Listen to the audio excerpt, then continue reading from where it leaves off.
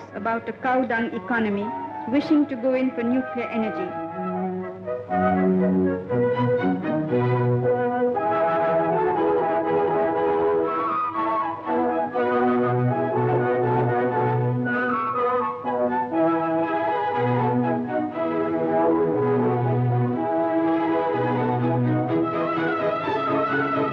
I remember many years ago when our beloved Homi Bhabha was first interviewed by Time magazine. He was asked how it was possible that so technologically retarded a country as India could produce a scientist and other scientists as advanced and formidable as Homi.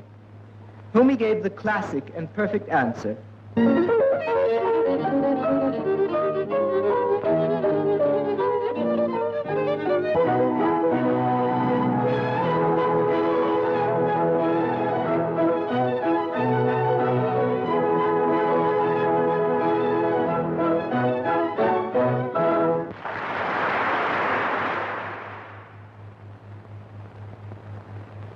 It is true, he said, that India neither invented nor produced the motor car, the refrigerator, the airplane, nor did it manufacture these in the overwhelming quantities of other industrialized countries.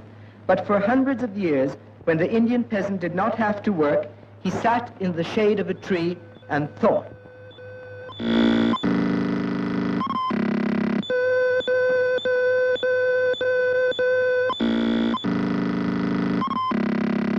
He thought a philosophy of truth in life, and he thought as an artist in action.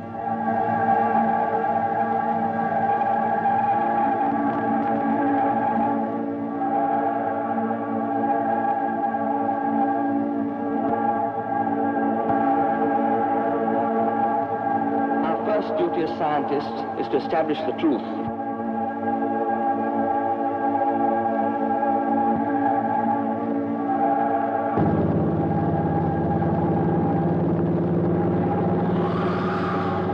Disastrous crash of an aircraft on Mont Blanc, the world of science and art has lost one of the most distinguished men of our times.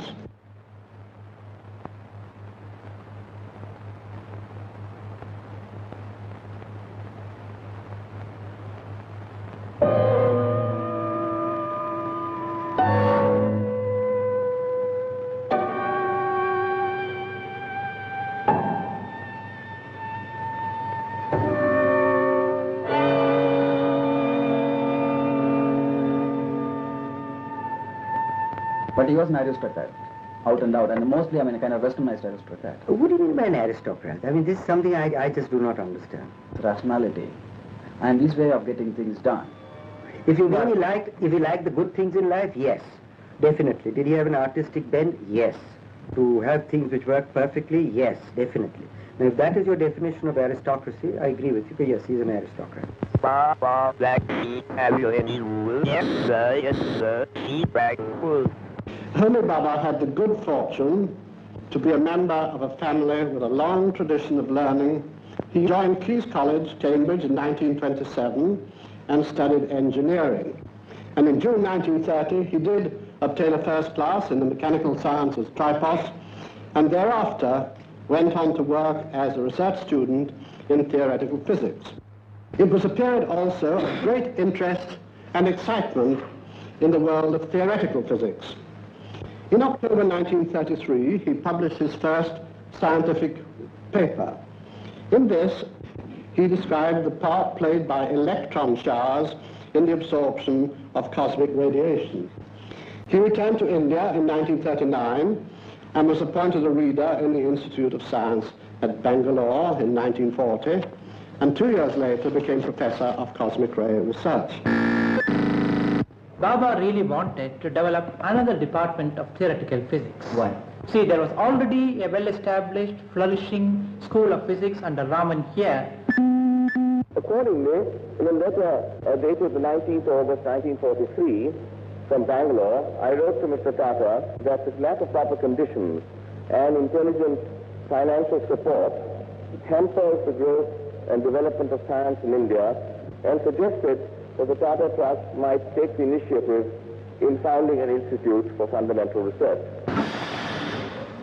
This decision was taken more than a year before the atomic bomb exploded over Hiroshima.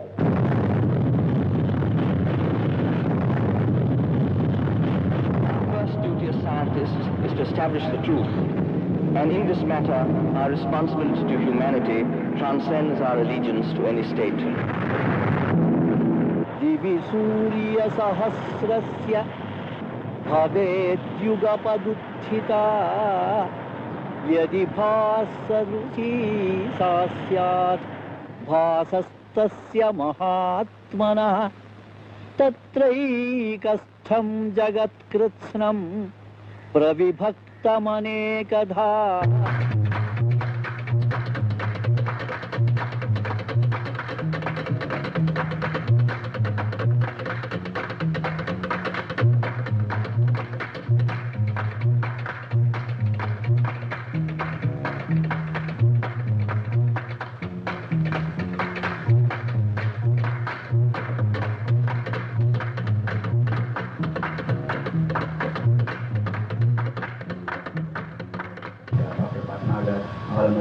But they were not so successful like Dr. Bhabha.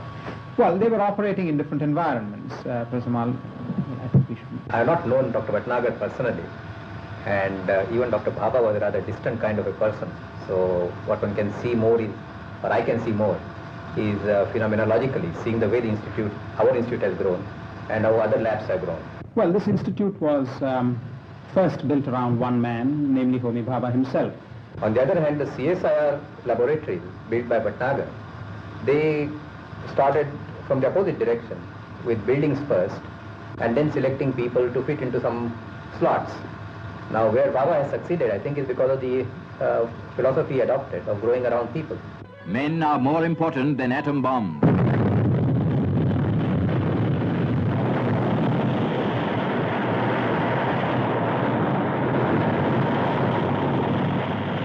When the United Nations decided in 1954 to convene a conference on the peaceful uses of atomic energy, Homi Bhabha was unanimously elected as the chairman of this great conference. This address was notable for its long-range predictions. I venture to predict that a method will be found for liberating fusion energy in a controlled manner within the next 2 decades. When that happens, the energy problems of the world will truly have been solved forever, for the fuel will be as plentiful as the heavy hydrogen in the oceans. Now, with careful analysis, he could foresee situations way ahead of the time that he was in. For instance, for a man to say that when atomic energy becomes an economic proposition, India will not be found wanting in scientists.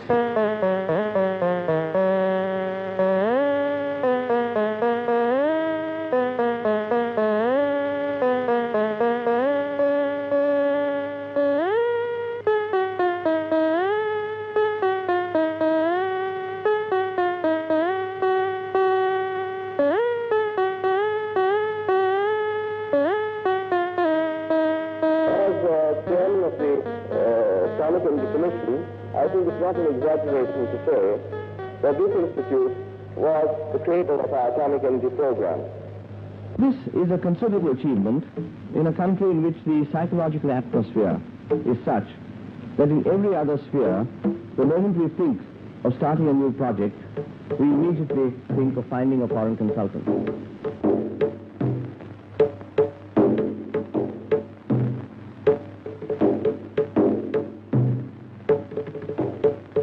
The reactor reached criticality at 3:45 p.m. on August 4th. I named this swimming pool reactor Apsara.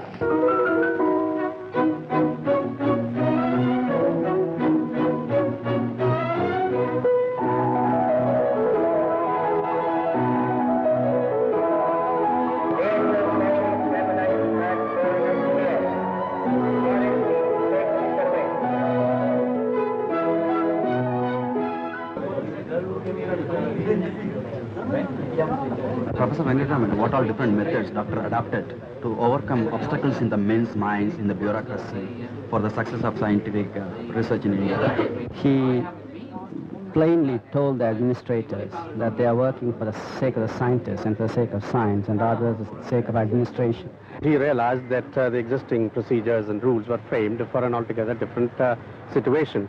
I wouldn't like to call mend or bend rules, but rather to use the existing rules and regulations to see that what you want done is done in a most expeditious and economic manner. That is all he was doing. In fact, if you go through the details, the way he set up the Atomic Energy Commission, the Department of Atomic Energy, the Tata Institute of Fundamental Research, you'll find that there is very little that you can change in it today without detriment to the functioning.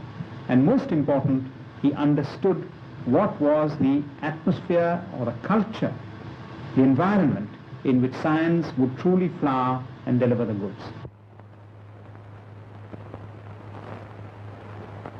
You'll come to the conclusion of the inevitability, the essentialness of our using in the future, building up from now onwards, atomic power for these peaceful purposes.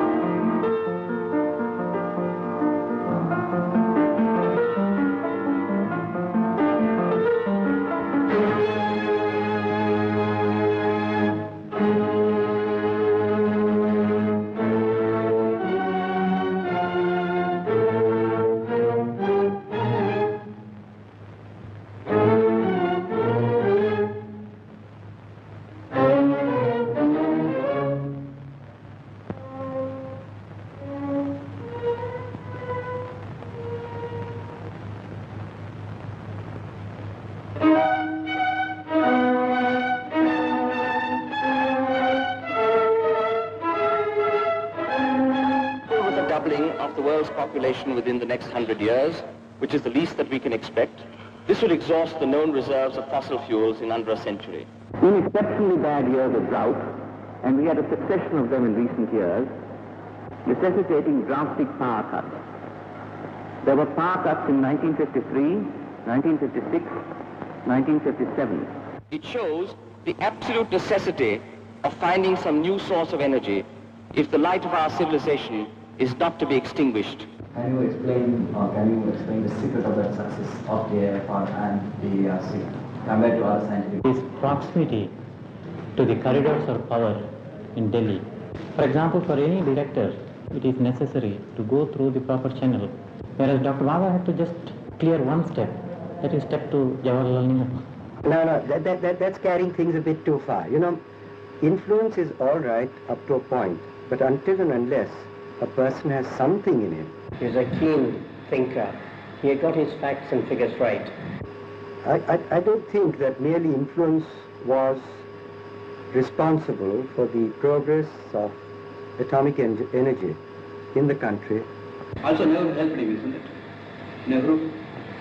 I believe the situation was rather unique in our history, in that there were two such dynamic persons who came into contact, who saw identity of views there as far as India is concerned.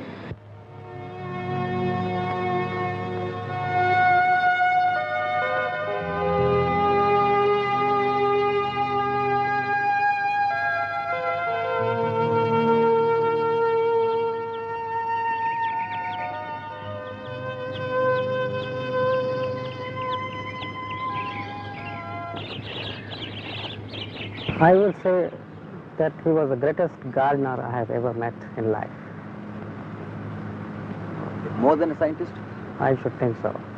He was a gardener to the core. He always quoted, Bombay should be the industrial Versailles of India. It needed the courage of a great man, a man of vision and imagination, with a profound belief in science and its importance for humanity, to launch an industrially underdeveloped country on an atomic energy program in an important way. If India today is among half a dozen countries of the world advanced in the peaceful uses of atomic energy, it is thanks to the policy initiated by our late Prime Minister, Jawaharlal Nehru.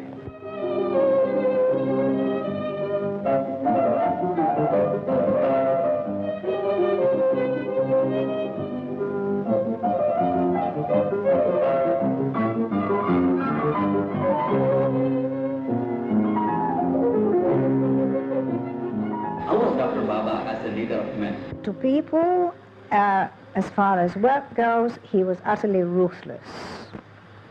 If the work did not come up to standard, he would dismiss his best friend. I have learned a lot of things from him. How to behave with people, how to be punctual in our work, what sort of work we have to do. And He was not very kind of dictatorial towards you? dictatorial means I couldn't. As to the question of whether he was dictatorial, well, he couldn't stand nonsense. He was a man with very clear thinking, and if anybody came with very woolly suggestions and statements or long drawn out meaningless programs, he could be very tough indeed. Is it a fact that he was able to get the things done because of forcing a point? No, that's entirely wrong. He was a kind human being when you came to know him. I can assure.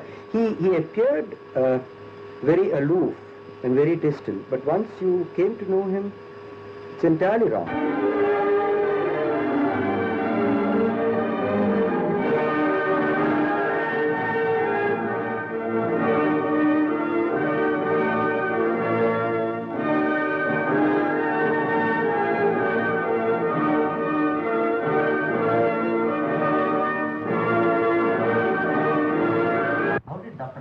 Take to life, madam? Fully. How fully? To the fullest extent that I've ever known any man take to life. He said we cannot prolong life, but so the only alternative we have is to live it to its fullest.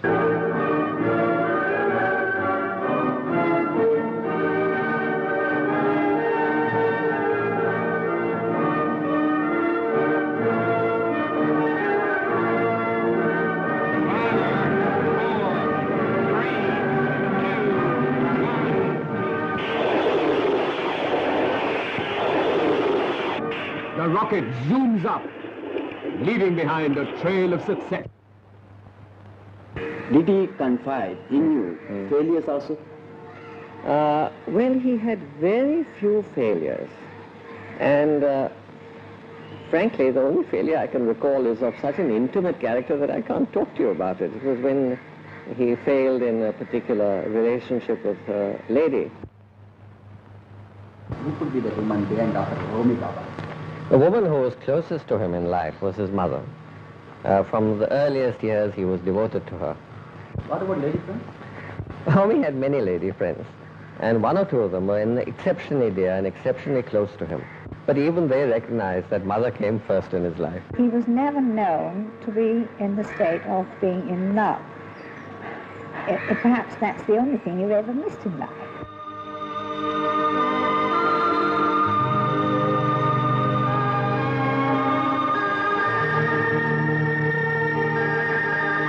To those who made wry remarks about a cow-dung economy, wishing to go in for nuclear energy, Dr. Bhabha convincingly explained, if the other agencies concerned with industrial development had done as much in achieving technical self-reliance as this department has, we would not be in the difficult economic situation in which we find ourselves today. Tarapur marks the beginning of the second stage of our technological revolution. That nothing is reversible except death. Did he believe in God?